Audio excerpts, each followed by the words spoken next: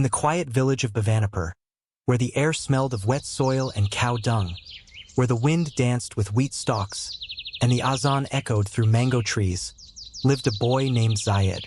He was not like the others. While most boys raced paper boats in the monsoon drain or chased buffaloes, Zayed chased something different.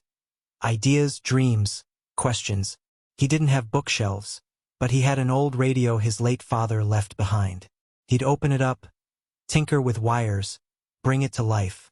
He didn't go to a fancy school. Instead, he sat under the old banyan tree with Master Khalil, who taught 5 kids on a dusty blackboard using chalk and heart. Zayed's mother, Amy, worked from dawn till dusk.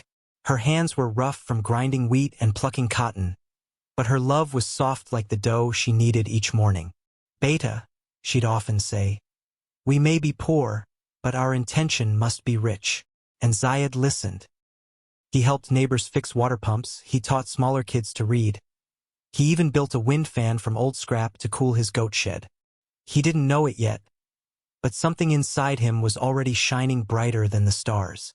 One warm afternoon, the silence of Bhavanipur was broken by the purring of an expensive car.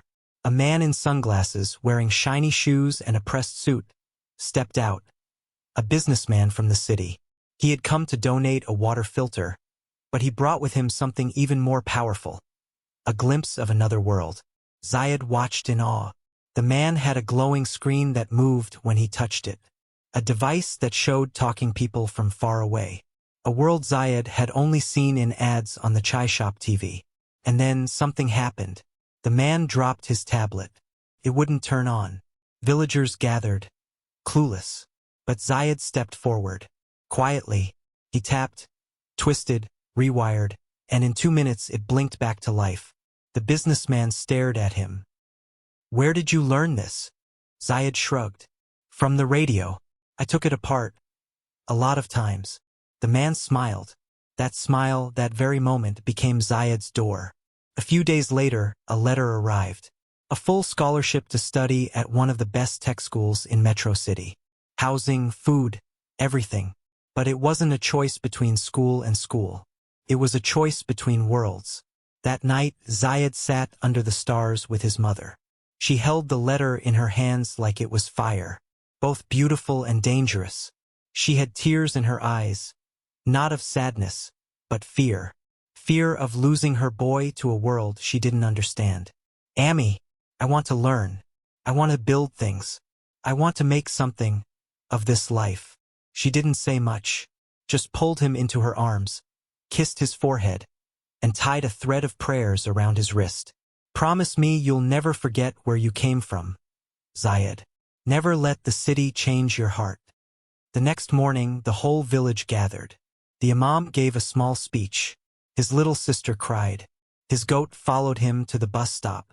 Zayed waved one last time and left the fields behind. In his hand was a small bag. In his heart was a big dream.